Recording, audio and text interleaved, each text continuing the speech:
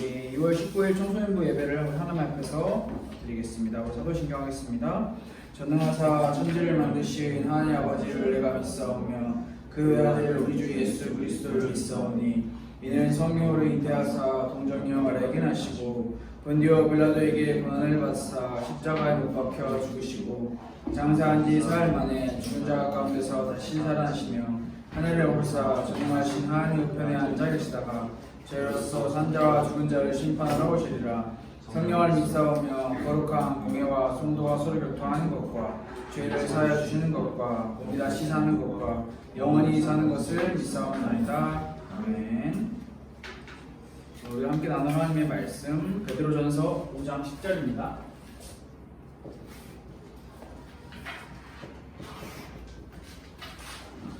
베드로전서 5장 10절 말씀.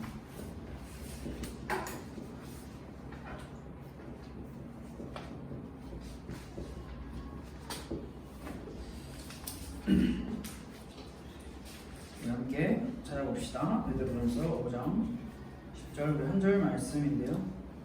성경책이 있는 친구들은 성경책으로, 없는 친구들은 스마트폰 어플을 통해서 함께 말씀을 찾아보면 좋을 것 같아요. 찾았을까요? 우리 한 목소리를 한번 같이 읽어볼까요? 시작. 모든 은혜의 하나님 곧 그리스도 안에서 너희를 부르사 자기의 영광에 영원한 영광에 들어가게 하신 이가 잠깐 고난을 당한 너희를 친히 온전하게 하시며 굳건하게 하시며 강하게 하시며 혀를 견고하게 하시리라. 아멘. 오늘은 하나님의 부르심이라는 제목으로 말씀을 함께 나누려고 합니다. 하나님께서 우리를 부르셨다 이렇게 표현을 할 때 부르심이라고 하는 단어를 쓸 수 있는데요. 함께 이 부르심에 대해서 함께 생각해보는 중요한 시간이 되었으면 좋을 것 같은데 오늘날 하나님을 믿지 않는 사람들에 대한 이야기가 아니라 하나님을 믿는다라고 이야기를 하는 이 기독교 신앙에 대한 이야기를 먼저 하면서 말씀을 시작해 보려고 합니다. 이 기독교 신앙에서 제일 중요한 것, 이것만큼은 다른 것과 중요성의 가치가 절대 섞이지 않아야 되고 혼잡되지 않아야 되고 혼합되지 않아야 되고 이것만큼은 절대 불변의 가치를 지닌 기독교 신앙의 한 가지가 딱 있다면 뭘까요? 그게 여러분은 뭐라고 생각하세요? 그래서 말씀을 함께 나누죠. 그게 바로 성경입니다.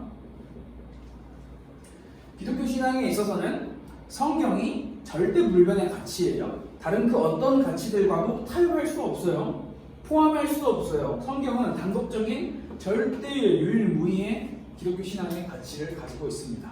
그러나 오늘날 우리가 살아가고 있는 이 21세기 굉장히 발전해 있는 이 시대에는 성경이 절대적인 가치가 진리가 되기보다는 점점 사라지고 있습니다. 그 가치와 그 어떤 중요성이. 그렇다면 무엇이 가치가 되고 무엇이 기독교 신앙에 있어서 중요성이 되고 있을까? 우리는 생각을 해봐야겠죠.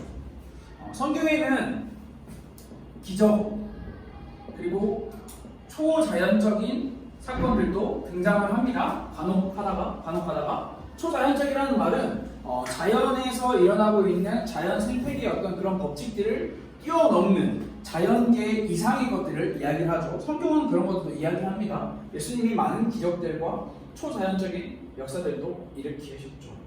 그런데 이제 말하고 싶은 것은 물론 이런 것만을 이야기하고 싶은 건 아니지만 성경에 대한 가치와 중요성이 점점 기독교 신앙에 있어서 여러분 잘 생각해야 합니다. 예수를 안 믿는 사람들에게 있어서 성경의 가치가 바닥으로 떨어지고 있는 게 아니라 예수를 믿고 있는 사람들, 나 일요일날 교회 가 라고 하는 우리와 같은 기독교인들이 성경의 가치가 점점 바닥으로 딱딱딱 떨어지고 있습니다.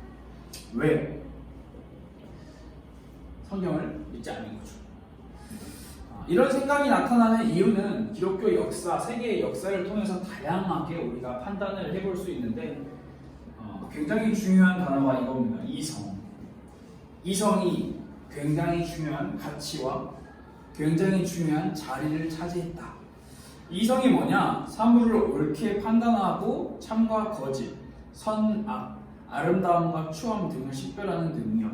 다시 말하면 인간이 가지고 있는 하나의 능력이 바로 이성이라는 건데, 이 이성이 신앙에서도 똑같이 이성을 기준으로 기독교 신앙을 바라보게 되었습니다. 우리는 성경으로 기독교 신앙을 해석해야 하는데, 바라봐야 하는데, 답을 찾아야 하는데, 이성으로 기독교 신앙을 찾고 바라보고 그렇게 접근을 하고 있어요. 그래서 이 이성에서 대표적으로 우리의 생각과 우리의 삶과 우리의 사회와 우리의 교육에 침투되어 있는 것이 무엇이냐? 그게 바로 합리주의라고 하는 것인데요. 합리주의라고 하는 것은 뭐 그렇게 어려운 말은 아니에요. 모든 경험의 영역에 있어서, 다시 말하면 우리가 경험하는 모든 상황과 사건에 있어서 이성이 최고의 권위를 가진다라는 것이 합리주의예요. 다시 말하면 인간의 이성으로, 인간이 옳고 그름을 판단하는 그 능력으로, 인간이 선과 악을 분별하는 그 능력으로, 인간이 아름답다, 아름답지 않다라고 하는 것을 그걸 기준으로 가지고 모든 세상을 바라봅니다. 다시 말하면, 진짜 쉽게 말하면 인간이 모든 이 지상 만물, 이 온 우주 만물에 제일 가는 존재가 되는 거죠. 굉장히 좋은 의미죠. 인간을 굉장히 높여주는 거잖아요. 그래서 이게 단순히 이런 이성이 그렇게 좋은 것만 있는 것은 아니겠죠. 그렇기 때문에 제가 이야기를 하는 건데, 이 이성으로 기독교 신앙을 바라보면 어떤 결과가 나오냐, 어떤 해석이 나오냐, 인간의 이성 이외에 다른 것은 신뢰하지 않습니다. 그래서 성경을 신뢰하지 않는 거예요. 초자연적인 계시를 가지고 있는 하나님의 말씀인 성경을 멀리할 수밖에 없어요. 이성 중심으로 나아가면 이게 비그리스도인들에게 나타나는 현상이 아니라 그리스도인들에게 나타나는 현상이에요. 예를 들어 이렇게 생각을 해봅시다. 기도, 우리가 기도를 합니다. 기도를 한다고 합시다. 하나님 저 좀 도와주세요. 자, 하나님을 불렀고 그리고 나를 도와달라고 요청을 했습니다. 그런데 그런 기도를 우리 입으로는 하지만, 분위기와 상황에 휩쓸려서 그런 기도를 하겠지만, 그러나 정작 우리의 마음에, 우리의 속 중심에는 하나님 존재하나? 내 이성적으로 판단을 하는 겁니다. 내 생각으로, 내 기준으로 판단을 해. 하나님 존재하나? 누구지? 만나본 적이 없는데? 본 적도 없는데? 없는 거 아니야? 그런데 무슨 기도? 너무 이거 비과학적이고 너무 비현실적인데? 이런 말도 안 되는 기도 왜 하는 거지? 네, 그게 이성에서 출발한 모든 신앙의 해석의 한 파트가 이렇게 적용이 되는 거죠. 그래서 이게 굉장히 자연스럽게 나타나는 게, 기도 이런 거는 진짜 완전 그냥 무시되는 거예요. 무시. 기도를, 여러분 우리는 기도를 지식적으로는 잘 알고 있죠. 기도를 하면 천군 천사가 우리의 기도를 담아서 하나님께 올려간다. 자, 눈에 뭐 보입니까? 눈에 보이지 않죠. 눈에 보이지 않는 성경에 나타나고 있는 대표적인 존재가 성령이죠. 성령 하나님이죠. 성령 부하가 아니라 성령 하나님. 이 또한 정말 기독교 신앙에 있어서 많이 등한시되고 있는, 멀어지고 있는 존재예요. 하나님, 예수님, 그래 하나님이 천지를 창조하셨다 치자.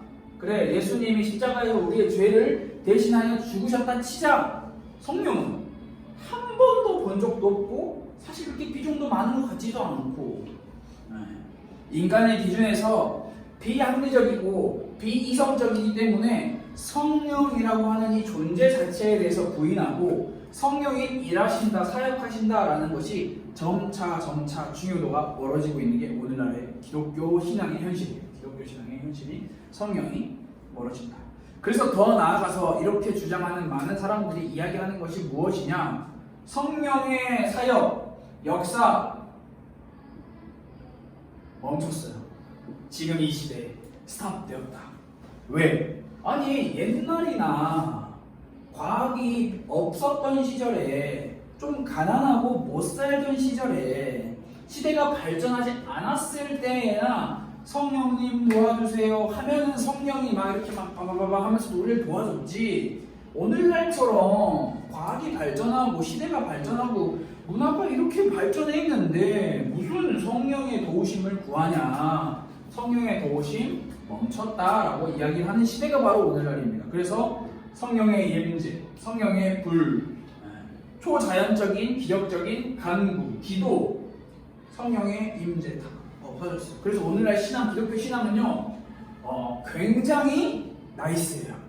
깔끔해, 멋있어. 누가 봐도 와 진짜 기독교 멋있다, 신앙 멋있다, 완전 젠틀하네, 점잖고 얌전하네, 와 멋있다, 이렇게 이야기를 해요. 근데 반대로 성령을 구하면서 막 눈물 콧물 질질 짜고 막 산에 올라가서 막 나무 잡고 막 흔들고 돌 잡고 흔들고 막 기도원 가서 막 주여 주여 목소리 다 걸걸해질 때까지 막 기도하는 그런 사람들 보면은 야 진짜 추잡스럽다, 더럽다, 왜 이렇게 불편하게 하냐 사람, 왜 이렇게 젠틀하지 못해, 왜 이렇게 이성적이지 못해 사람이, 왜 이렇게 합리적이지 못해 라고 이야기를 하는 게 오늘날 기독교 신앙이에요. 여러분 과연 기독교 신앙은 나이스하면 될까요? 물론 나이스하면 좋겠죠. 근데 과연 기독교 신앙이 깔끔하다고 해서, 멋들어진다고 해서, 세련됐다고 해서 그게 정말 기독교 신앙의 본질일까요? 성경을 떠나 있다면.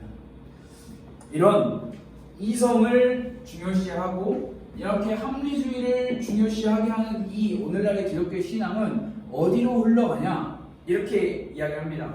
성령이 더 이상 일하시지 않아도, 성령이 없어도 인간이 구원받을 수 있다 이야기를 합니다. 무엇으로? 인간의 이성으로 구원받을 수 있다. 인간의 옳고 그름을 판단하는 그 능력, 인간의 선과 악을 분별하는 그 능력, 인간의 아름답고 아름답지 않은 추함을 판단하는 그 능력으로 인간이 구원받을 수 있다. 성령, 애초에 눈에 보이지도 않는 그런 것 그만 이야기해라. 아 그래, 양보 내가 해줄게. 성령이 있다 치더라도 성령이 일하시는 것보다 인간의 이성이 앞서 있다. 다시 말하면 인간의 이성이 미리 선과 악, 좋음과 나쁨, 아름다움과 아름답지 않음을 다 판단해 놓은 상태에서 성령이 도와주면, 성령의 자리를 비켜주는, 마치 인간이 성령의 역사와 일하심을 허락하는 존재가 되어버린, 그게 세상이 아니라니까요. 기독교 신앙, 오늘날 기독교 신앙의 모습. 이런 합리주의와 같은 인간의 근거를 두는 사상, 이념, 가치, 정의들이 처음에는 별거 아닌 것처럼 보이거든요. 별거 아니에요. 요즘 핫하죠. 차별금지법, 동성애. 그게 여러분 오늘날 이제 등장한 게 아니에요. 벌써 우리나라에 등장한 지가 5년이 넘었어요. 6년, 7년이 다 돼가요. 계속 그때부터 이념, 인권 평등 이런 이념과 정의를 가지고 계속 등장하고 있어요. 근데 그게 처음엔 별거 아닌 것처럼 모두가 생각을 해요. 그러나 그게 어떤 파급 효과를 가져오는지 우리는 잘 알아야 해요. 우린 단순히 동성애, 합리주의, 이성주의, 이렇게 비성경적이다 이런 걸 여러 가지 많은 걸 이야기하지만, 결국 우리가 알아야 할 인간에게 근거해서 인간으로 만들어진 정의와 가치와 이념들은 어떤 길로 향하냐, 이렇게 향한다고 이야기를 하고 있어요. 바로 뭐냐? 하나님, 성경, 이것과 친할까요? 반대의 성향을 무조건 낄 수밖에 없어요. 인간이 만들어낸 정의, 인간이 만들어낸 사상, 인간에게 근거를 둔 이념과 가치들은 하나님과 성경에 반대될 수밖에 없는 거예요. 왜냐하면 모든 인간은 죄 아래 있는 인간으로, 완전한 타락한 인간으로 하나님 알기를, 하나님 보기를, 하나님과 함께하기를 싫어하기 때문이죠. 로마서 1장 말씀에 아주 잘 설명을 하고 있습니다. 죄에 타락한 인간이 어떤 존재인가, 스스로 지혜 있다 하고 하나님의 진리를 거짓 것으로 바꾸어 경배하고 마음에 하나님 두기를 싫어하는 존재들이 만들어낸 이성, 가치, 사상, 정의, 이념, 굉장히 젠틀해 보이고 나이스해 보이고 멋있어 보여요. 세상적으로 볼 때 기가 막혀요. 그러나 반 하나님, 반 성경적으로 가는 거죠. 결국 감히 보잘것없는 인간이 하나님의 절대 고유의 권한인 구원까지 넘보려고 하는 거예요. 인간의 이성으로 구원받을 수 있다. 어떻게? 이성으로 인해서 옳고 그름을 판단하면 된다. 여러분 잘 들어보세요. 자, 굉장히 잘 들어보셔야 됩니다. 자, 인간은 하나님의 도움 없이 자신을 구원할 수 없다. 자, 틀린 말이에요, 맞는 말이에요? 인간은 하나님의 도움 없이 자신을 구원할 수 없다. 그렇게 크게 고민하지 않아도 돼요. 맞는 말이에요. 자, 그러나 주체를 바꿔봅시다. 하나님은 인간의 도움 없이 인간을 구원할 수 없다. 자, 이거는 맞는 말일까요? 틀린 말일까요? 자, 첫 번째는 인간은 하나님의 도움 없이 자신을 구원할 수 없다. 맞는 말입니다. 하나님은 인간의 도움 없이 인간을 구원할 수 없다. 뭐 뚱딴지 같은 소리죠. 구원은 하나님의 영역이에요, 여러분. 구원은 인간의 영역이 아닙니다. 인간이 구원을 받을 수 있는 아무런 능력과 자격이 없어요. 자, 이게 어디서 이야기하는 거냐? 카톨릭에서 이야기하는 교리 체계 중에 하나예요. 다시 말하면 인간이라고 하는 존재를 굉장히 높이죠. 창조주이시며 전능자이신 하나님께서 구원을 행하시려고 자신의 뜻에 따라서 인간에게 도움을 받아야 한다는 것 자체도 웃긴데, 인간의 도움 없이는 인간을 구원을 하지 못한다? 말이 됩니까? 근데 이게 오늘날을 살아가는 우리 기독교 신앙인들에게는 굉장히 매력적인 말로 들려요. 왜? 인간을 굉장히 높여주잖아요. 은근슬쩍 인간을 높여주잖아요. 마치 인간을 하나님과 동일한 선상에 두잖아요. 인간의 이성이 그만큼 뛰어나다라는 것을 보여주잖아요. 마치 자기 인생에 스스로 구원할 수 있는 존재가 인간이 되는 것처럼. 여러분, 우리는 단 한 가지 기억할 수 있는 게 뭐냐면, 인간과 하나님을 같은 자리에 놓는다라는 거 굉장히 우리는 경계해야 합니다. 인간을 높인다라는 것은 반대로 하나님을 내려버리는 거예요. 하나님의 존재 가치를 내려버리는 거예요. 우리는 명심해야 돼요. 그 어디에서도 인간을 먼저 높이고 찬양하는 거 굉장히 위험합니다. 그래서 공산주의의 사상 가운데 하나가 공산주의의 수장을 굉장히 높이죠. 한 신보다 더 높여요. 굉장히 높여요. 굉장히 비성경적인 내용이에요.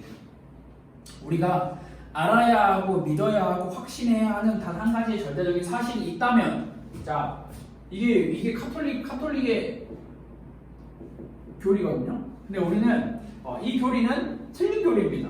하나님이 인간을 구원하시려고 인간의 도움을 구해야 한다? 이거 완전 틀린 교리고요. 우리가 제대로 알아야 하기에 있어서는, 자, 구원은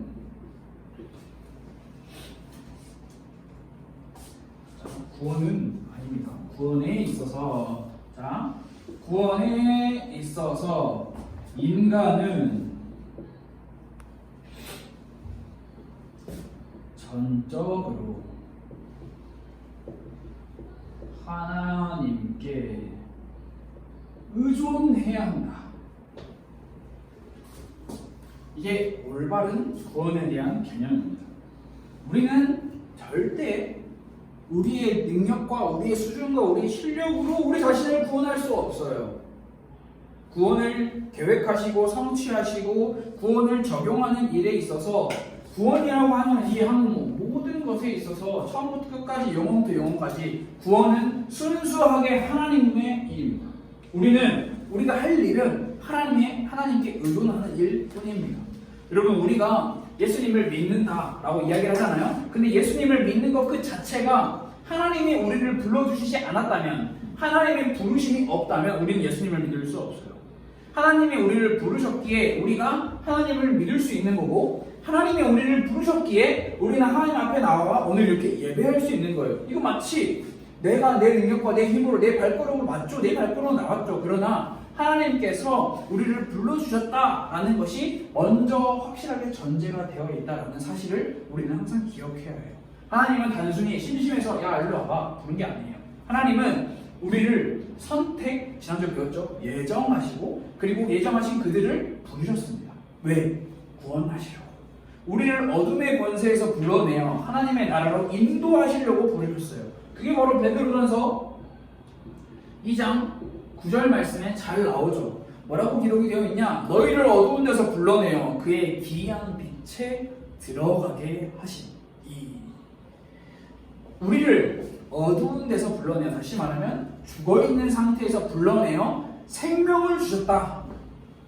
오늘 베드로전서 5장 10절 말씀에서도 우리가 읽었죠. 은혜의 하나님 곧 그리스도 안에서 너희를 부르사, 우리를 불러주신 거예요. 하나님이 우리를 불러서 고린도전서 1장 9절 말씀에 보면 이렇게 기록이 되어 있어요. 너희를 불러.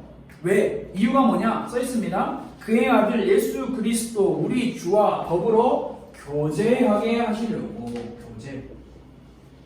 그렇게 우리를 불러주셨습니다. 우리가 하나님을 믿을 수 있도록 우리의 마음 문을 열어주시는 것, 누가? 하나님이. 우리가 여는 게 아니에요. 하나님의 성령이 우리의 마음을 먼저 열어주시는 것, 그것이 바로 부르심이다. 이것을 영어로 표현하면 콜링이라고 이야기를 하죠. 우리 안에 하나님께서 우리를 부르셨다는 그 콜링이 다 필요하다는 거죠. 이 부르심은 성령님께서 우리 안에서 역사하시는 사역인데, 성령님의 도우심 없이는 죄인인 인간이 하나님의 말씀 복음에 반응을 할 수가 없어요. 여러분, 혹시 나는 복음을 전해왔다, 나는 복음을 들어봤다? 아니, 없죠. 왜냐하면 다 엄마 뱃속에서부터 예수님 믿었을 테니까. 만약에 그걸 들을 때 어떤 사람은 이 복음을 전해 들을 때 진짜 오지게 쌍욕하는 사람이 있고요. 오, 갑자기 이 사람은 제 사람 하지 안 될 것 같은데 하는데 갑자기 그 사람이 막 눈물 막 철철 흘리면서 막 나 예수님 너무 믿어야 됩니다 하면서 한 사람이 있어요. 그 사람이 어떻게 우리가 외관으로는 판단할 수 있는 게 아니거든요. 우리가 뭐 그 사람이 뭐 전생에 그때 전생이 나오면서 당신이 전생에 기도를 많이 해서 이딴 건 다 이상한 소리고요. 우리는 쉽게 단순하게 생각을 해야 합니다. 성령 하나님께서 그 사람의 마음의 문을 열어주신 것, 딱 그거예요. 우리가 예수 그리스도의 복음에 부르심을 받았다, 거기서 그 부르심에 응답했다, 우리의 힘으로 제가 응답하겠습니다, 제 마음 들어보세요 라고 한 게 아니에요. 성령 하나님께서 우리의 마음의 문을 열어주시사 우리는 하나님의 말씀 복음에 반응할 수 있게 된 거예요. 성령 하나님께서 우리의 마음을 열어주시고 우리의 마음을 부드럽게 하시고 영적으로 구원에 관한 진리를 깨닫게 하신 거죠. 이 부르심은 기계적인 부르심이 아니에요. 1번 띡 누르면 2번이 나오고 2번 누르면 3번이 나오고 이런 게 아니에요. 굉장히 이 부르심은 인격적인. 왜 인격적이냐? 우리의 지, 정, 의를 향한 인간이 기본적인 가지고 있는 그 성격을 향한 부르심이에요. 자, 하나님의 부르심을 들은 사람들은 내 마음이, 내 정서가, 내 정신적인 감정이 생각이 됩니다. 아, 내가 죄인이구나. 내가 하나님 없이 굉장히 비참한 존재구나. 그리고 지식적으로도 깨닫습니다. 이런 나에게 예수 그리스도가 필요하구나. 그 예수 그리스도가 하나님의 아들로, 성경에 기록된 대로 하나님의 아들로 이 땅에 오신 구세주구나. 그리고 우리의 의지가 발동을 합니다. 어떻게 발동을 하냐? 나 그분이 필요하구나. 나만 의지할 게 아니라 나를 의지하지 말고 그분을 의지해야겠구나. 우리의 지식과 우리의 감정, 감성과 우리의 의지까지 모든 것을 다 동원해서 하나님께서는 우리를 부르십니다. 응답하도록. 자, 여러분, 질문 하나 해볼게요. 성령이 우리를 인격적인 부르심을 하는데 이게 인간의 이성으로 설명이 되나요? 저는 이걸 인간의 이성으로 어떻게 이해를 하지 싶은데 이해가 안 돼요. 통계적으로, 수학적으로, 과학적으로, 이론적으로 인간의 이성으로 이해할 수 있는 부분이 아니에요. 성령의 역사는. 왜냐하면 성령의 사역과 성령의 역사는 굉장히 신비한 거고 초자연적이고 매우 기적적인 것이기 때문에 이건 성령께서 인간을 영적으로 회복시키는 기적이라는 거죠. 자, 그래서 하나님의 부르심을 받은 사람들은 변화하게 되어 있습니다. 변화. 자, 우리는 여기서 우리의 모습을 돌아볼 수 있죠. 나 부르심 받았나? 나 부르심 안 받았나? 네, 그러나 이건 하나의 참고적인 내용이기 때문에 여러분들이 잘 생각을 해봅시다. 먼저 전제를 제가 제시를 할게요. 변화가 일어나는데 그 변화가 어쩌면 너무 작아서 잘 안 보여요. 여러분, 매일 사람이 8시에 일어나다가 7시 59분 50초에 일어난다고 해서 그 변화가 느껴집니까? 안 느껴지죠. 그러나 조금씩 시간을 줄여서 아침 일찍 일어나는 습관을 가지려고 하는 건 꽤나 많은 시간이 걸립니다. 이처럼 이 변화 또한 우리에게 꽤나 많은 시간을 요구를 합니다. 첫 번째, 어떤 변화냐? 두 가지 변화가 있는데요. 자, 하나님께서 기뻐하시지 않은 것에서는 멀어짐의 변화. 멀어지려고 합니다. 무엇에서부터? 하나님께서 기뻐하지 않으시는 것에서. 이전에는 하나님의 부르심을 받기 전에는 하나님께서 기뻐하는 게 뭔지 아닌지 큰 궁금하지도 않아. 상관도 없어. 그러나 하나님의 부르심을 받은, 인격적인 부르심을 받은 그 존재들은 하나님께서 기뻐하지 않으시는 것에 대해서는 멀어지려고 하는 마음이 생겨요. 그게 바로 죄에 대한 멀어짐. 내가 하는 이런 행동, 내가 생각하는 이런 생각, 내 이런 불순한 마음, 하나님께서 기뻐하지 않으실 거야 라는 감각이 조금씩 생겨나요. 쉽게 말하면 나 이렇게 살고 싶지 않아, 이런 생각이 든다라는 거죠. 두 번째, 가까워짐의 변화. 가까워짐. 자, 이건 반대로 생각하면 됩니다. 쉽습니다. 하나님께서 기뻐하시는 것으로 가까워지려고 하는 변화. 이게 뭘까요? 하나님을 알아가는 일, 하나님과 친밀해지고자 하는 그 마음. 그래서 우리는 시간과 우리의 공간을 하나님과 교제하기 위해서 사용을 하게 되는 것입니다.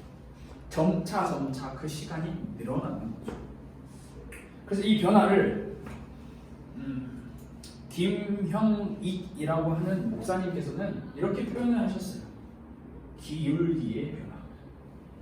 기울기의 변화. 자, 해바라기라는 꽃이 있습니다. 그 해바라기는 항상 해를 바라보죠. 그럼 항상 해를 바라보는 것처럼 우리의 존재가, 인격적인 부르심에 응답한 그 존재가, 성령의 도우심으로 응답한 그 존재는 기울기의 변화가 일어난다는 거예요. 눈에 보이지 않아. 0.0000몇 도인지도 몰라. 그 수치를 확인할 수 없어. 그러나 그 기울어짐이 죄를 향해서 기울어져 있던, 죄를 향해서 더 각도가 많이 틀어져 있던 그 각도가, 그 기울기가 조금씩 하나님을 향해서 변화한다, 가까워진다는 거예요. 조금씩. 그래서 친밀한 교제가 회복이 되겠죠. 그러면서 우리 안에는 매우 자연스럽게 나에게 예수 그리스도가 필요합니다라는 그 고백과 하나님 은혜 주셔서 감사합니다라고 하는 그 은혜의 찬양이 흘러나오게 되는 거예요. 말씀을 정리하겠습니다. 여러분 잘 들어보세요.